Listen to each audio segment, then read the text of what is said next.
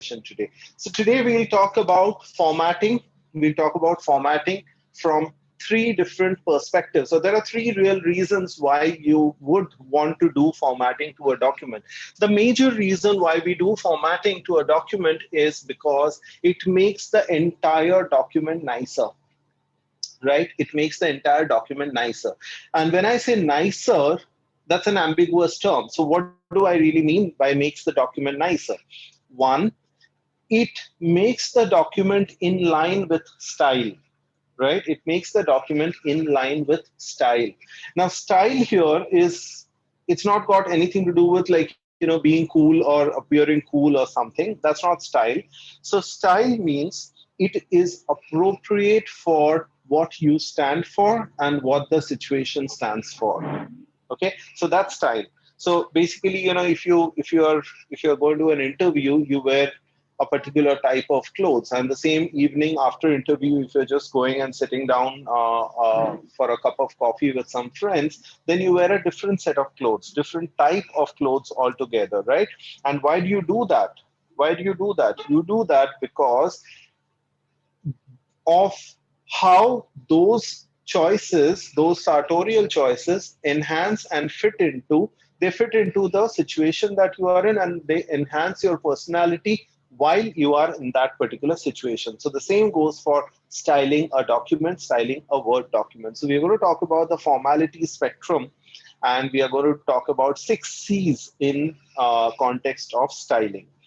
So what formatting really helps you do is it enhances the readability of the document. It makes the whole document a lot more readable, a lot nicer to read. What do we mean by readability? Readability is something that makes it easy to read. And when it makes it easy to read, it also makes it easy to understand. So not only does it enhance readability, it also enhances comprehension of the document. And if you think about it, what is the goal of communication, including written communication?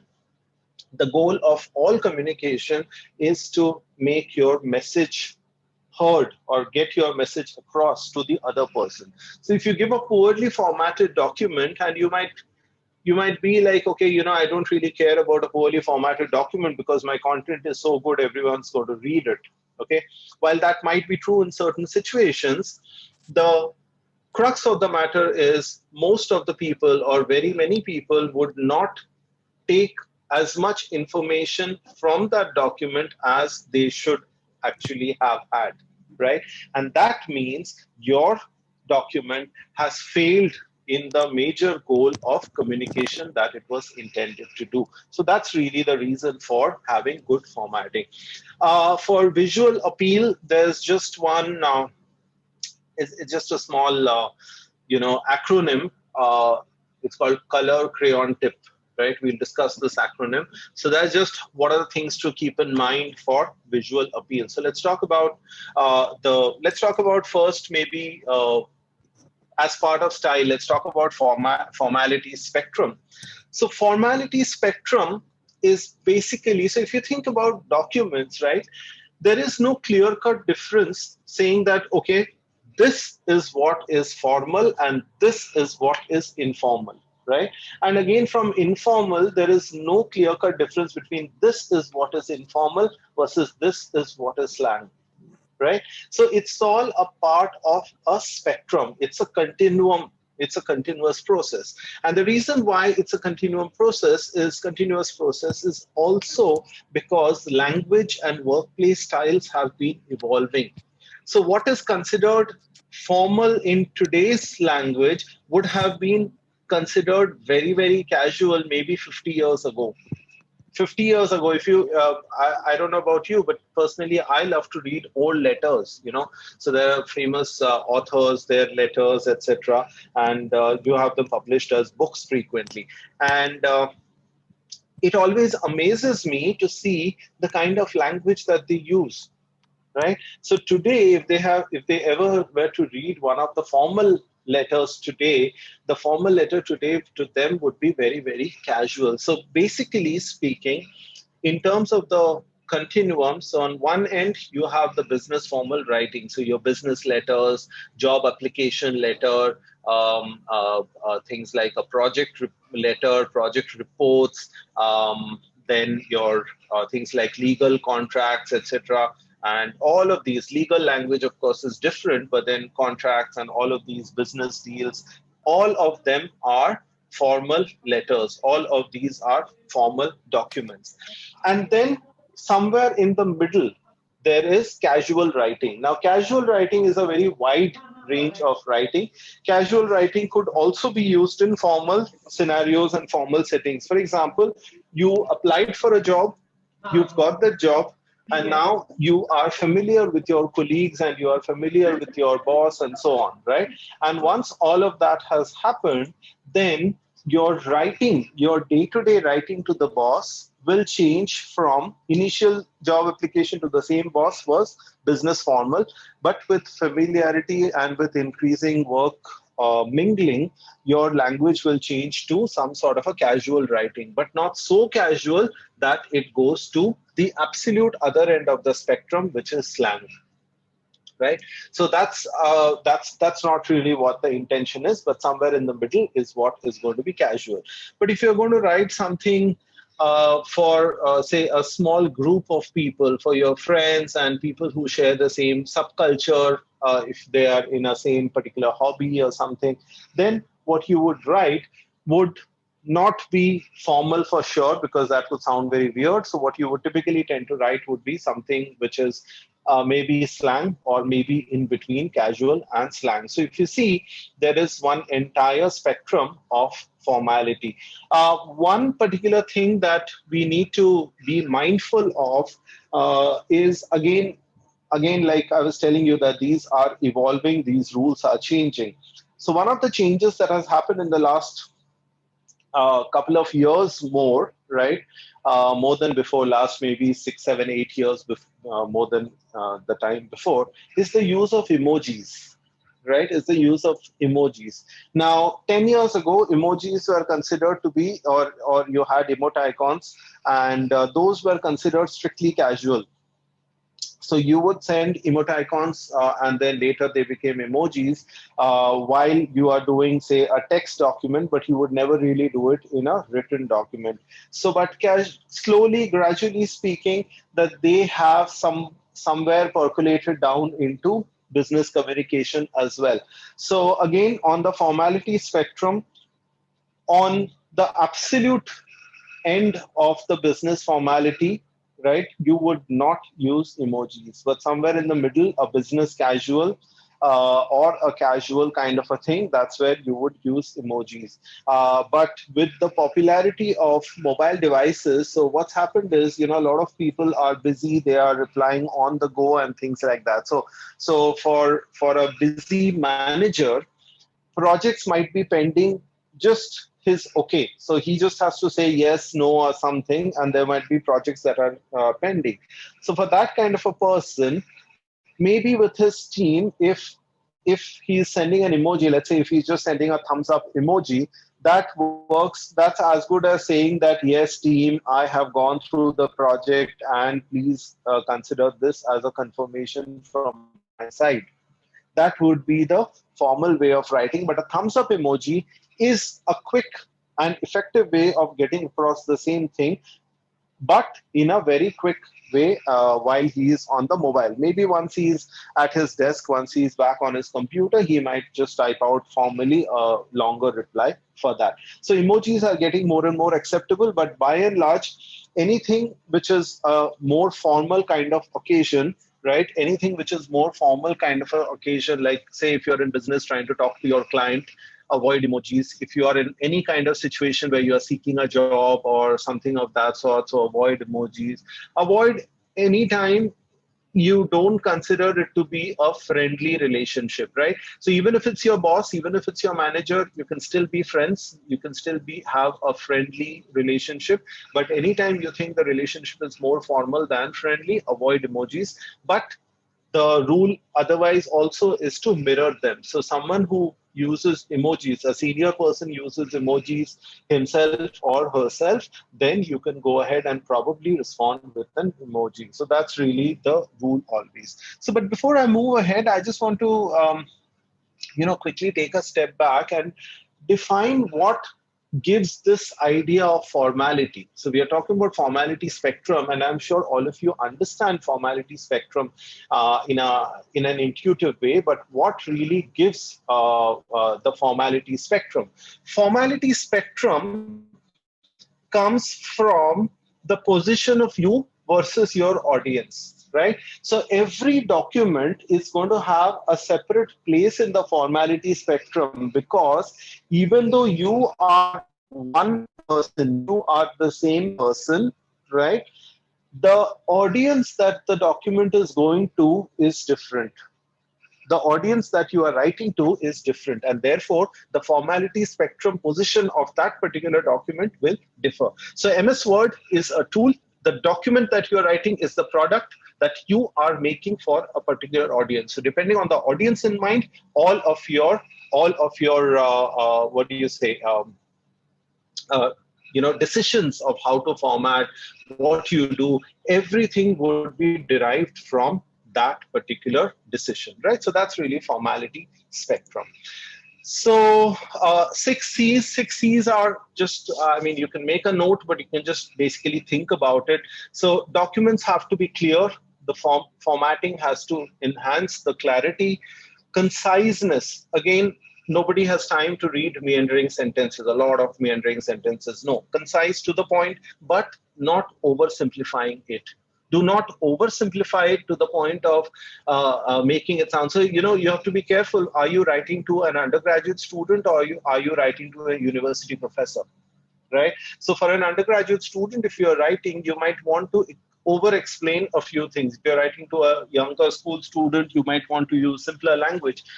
But if you're trying to write to a professor, and if you're trying to over define and over explain things, then that comes across as disrespectful.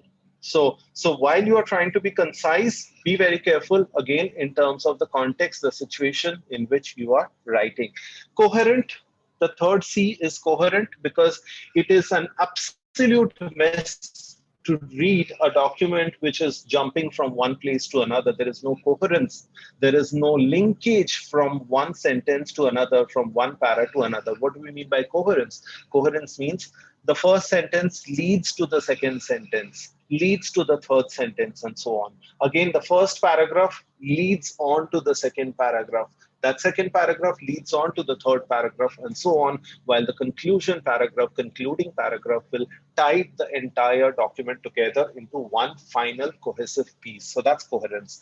Again, always content is king. Content is the most important thing. MS Word is just a tool. So make sure your content is correct. Always correctness of facts. This is legally required for, say, things like a CV. So if you're writing a CV, you are legally or ethically, morally required to have correct information. If you're making a job application, you're required to have correct information. So in general, correctness of the information, double check every bit of information. That's something that goes for all documents. All writing should be courteous, should be courteous. You don't know the other person, be courteous to the other person. And finally, all of them should be convincing. The writing style should be convincing, because again, convincing and concise and coherent and clear, they go together. A concise, coherent, and a clear document with an argument made forcefully will be convincing. If you are going all over the place, then the other person feels this guy doesn't really know much, right? So don't get into that kind of a situation. Make sure you have the 6 C's: clear, concise, coherent, correct, courteous, and convincing. All right. So we talk about the visual appeal, the acronym color crayon tip. The color stands for color, right? So when you're talking about color, you look at matching colors, you look at what kind of colors to use, etc. In general, you want to use colors which are, I don't want to talk about color theory right now, but you want to use colors, which are more like complementary to one another. Don't use colors which are next to each other on the color wheel. They are jarring. So use colors which are opposite to one another on the color wheel. Again, when you use colors which are opposite to one another on the color wheel, you will have to still make sure that they are readable, right? Because sometimes you are using one particular color, the color opposite might be a light yellow color, but a light yellow color on a white background will be nothing, will be absolutely unreadable. So while you are using these colors, make sure you have the readability in mind. Don't use too many colors in a document. Don't use too many colors. In general, the thumb rule is no more than 2, 3 colors, but the maximum you would want to go to is 4 colors. Definitely no more than 4 colors in a document. You may want to have slightly uh, desaturated colors, right, for certain more serious kind of applications, and slightly more, if you're trying to write something for a younger audience, school children, you will have more saturated and brighter colors. Also remember, colors stand for certain things, right? In general, red always stands for caution. Red stands for caution. Red stands for things like danger. That's on one hand. And on the other hand, red stands for things like passion, sensuality, and things like that. So, you would not really want to write or to format a letter with the text in red color unless you are trying to show caution or unless you are trying to show passion. So be very careful. Even if you are trying to not convey something, colors are such that there is a lot of potential to misinterpret these kind of things. So crayon tip stands for, C stands for contrast. So again, use of colors, use of size. So sometimes you have a color which is not very contrasty, right? Say for example, if I were to have a light blue, right? Light blue in this lighter font may not be very contrasty, but in the thicker font, light blue would be readable. Okay, because the added weight of the text is giving it an additional contrast that is needed. Size. So every time you need to enhance contrast, enhance readability, you may want to either change the color, or you may want to increase the size, or you may want to change the typeface itself, right? So what do we mean by typeface? Typeface is a font family, a type of font, a certain type of font. So if you look at some of these Microsoft Word fonts, you will have a font family called Arial, Arial. It's a sans serif font family. So within Arial, you will find Arial, Arial Black, Arial Narrow, Condensed, and things like that. Those are fonts within a particular font family. So if you see a condensed is not giving you enough contrast, you may want to change it to Arial Heavy or Arial Black. Okay, Arial Black is just a name for a heavy font. It doesn't mean that it will always appear in black color. It will appear in whatever color you set it to appear. Repetition is required for consistency. On one single document, you want to repeat the same style for all paragraphs. Imagine you receive a document where all subheading has a different font, right? And it's going to look extremely weird, and you would be questioning, why has this person done that? So our first reaction, our first thought when we see such a document is, maybe this person is trying to convey something with the use of this particular font. So you rack your brain to try and understand what this person is trying to convey, and then finally you reach the conclusion that, hey, maybe this person is not trying to convey anything at all. But our reaction is to look for meaning in these things. So for consistency, and since the meaning is likely to be the same, you try to repeat the elements. Don't look for variety over there. Don't say that, oh, this needs to be interesting, so I'm going to put every possible font and every possible shape and all in this. You would, once again, I see a lot of CVs, I see a lot of job applications. So you would be surprised to see how many people use multiple fonts in that. So, their educational qualifications are in a different, and professional qualifications are in a different font. Professional experience, that is in a different font. So, maybe they think it's a way to distinguish visually, but please don't do it. Have the same element, same visual. Arrangement again goes from making sense of the content. So it has to start with text. It have a table if needed. It has to have an image if needed, and things like that. But if an image is going to be a context-setting image and not a particular information giving image, right? Your image might be giving information or your image might be giving context. So if your image is giving information, then it has to be under the text or within the text. But if your image, for example, a chart, right? You can't have a chart right at the top and then start your text under it. That makes no sense. You have to first give your text and then give the chart. But if your image is like a general image, some sort of a general image, a general photo that enhances the meaning, then you can have that up top and start your text under it. So how you arrange and how you have put all of these things. So again, things that are similar in meaning or things that are conveying the same kind of information, they should be placed together. They should be placed together.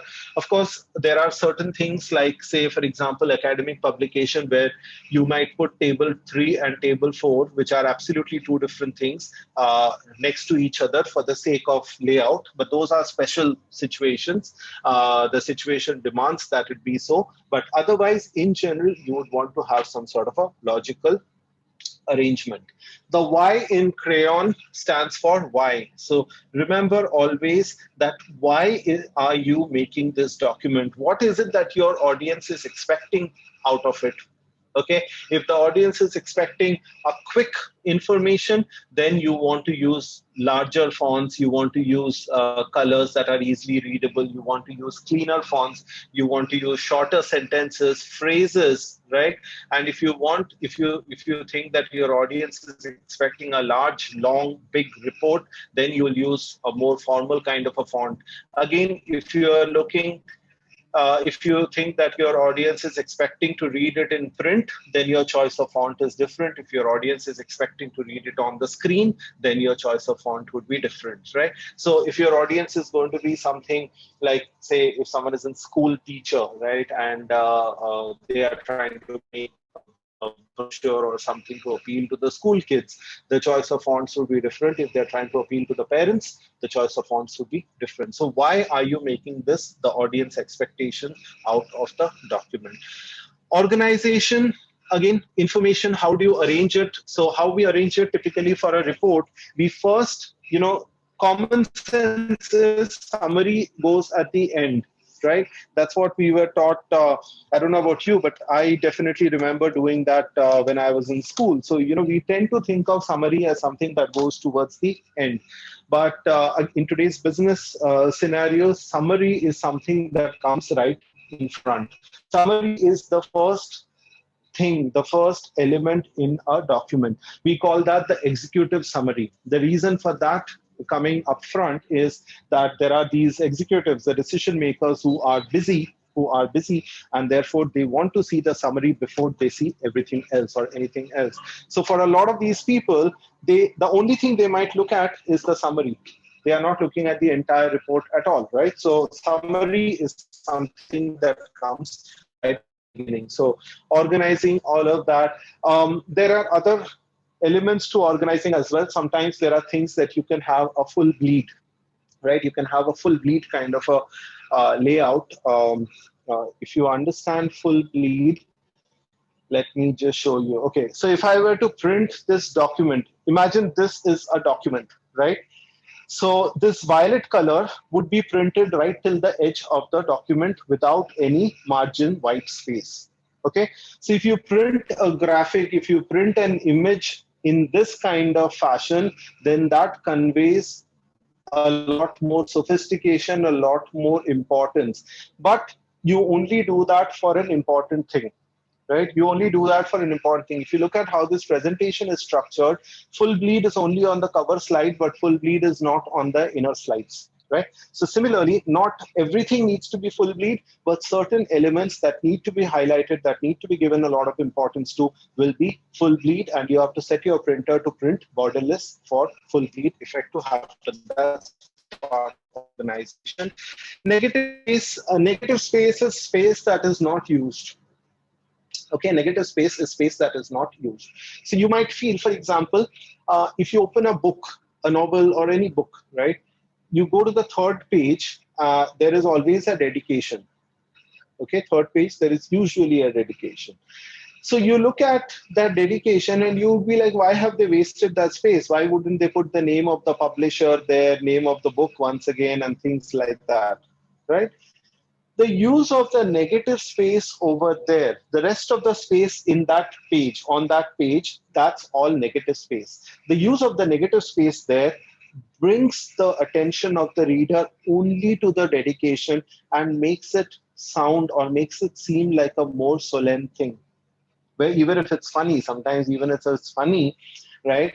But sometimes things are like, I dedicate this book, dedicated to my parents, dedicated to God, and things like that. So people write different sort of dedications. The idea is to focus on it. The idea is to bring attention onto it with negative space. Margins are a part of negative space. Okay, margins are a part of negative space, and depending on how you want it, you can have a variety of margins. In general, the reason for having margins is when a person holds it, there has to be enough space for the thumb to rest on the page. Okay, there has to be enough space for the thumb to rest on the page without hiding any of the content. That's really the importance of margin. So always keep that in mind. So don't really cram too much. There are a lot of people I see who have heard that it's important to make a one-page CV, and therefore they have tiny size 0.8 fonts, and they have, like, no margins at all. Then that comes across as a little shoddy. So the original idea of a one-page CV was not that you cram all of the information from three down to one page. The idea was to make a CV only with your highlight achievements and not everything. So a one-page CV should not contain how much marks you scored in class 10, for example, right? Because that's simply no longer relevant at this point in life or in career. Right? I'm just speaking in generalities. Might be important for some of you, depending on where you are in the career spectrum. But generally speaking, so respect the negative spaces, respect the white spaces, and things like that. Typography, crayon tip. Typography is about fonts, choice of fonts. I think we've discussed enough about that. Icons, use symbols, use icons to show something. So you have this triangle with an exclamation mark in between. So if you are trying to show that there is caution there, right? There's caution, use that icon. In general, if you have the user manual of an appliance at home, right? Just pick up that user manual and see, because user manuals tend to use icons really well. So caution will be marked in something, important note will be marked in something. So just pick up the user manual today after, whenever, if you are at home, then just pick it up after this session whenever you're free, and just leaf through it. Shouldn't be one of those Chinese things, because then they have really poor English. But any good user manual, good appliance will have a really nice use of icons over there. And finally, photos. Photos, as they say, a picture speaks 1,000 words, right? So a lot of times photos will really enhance what you're trying to do and will really increase the uh, meaning of the particular topic, right?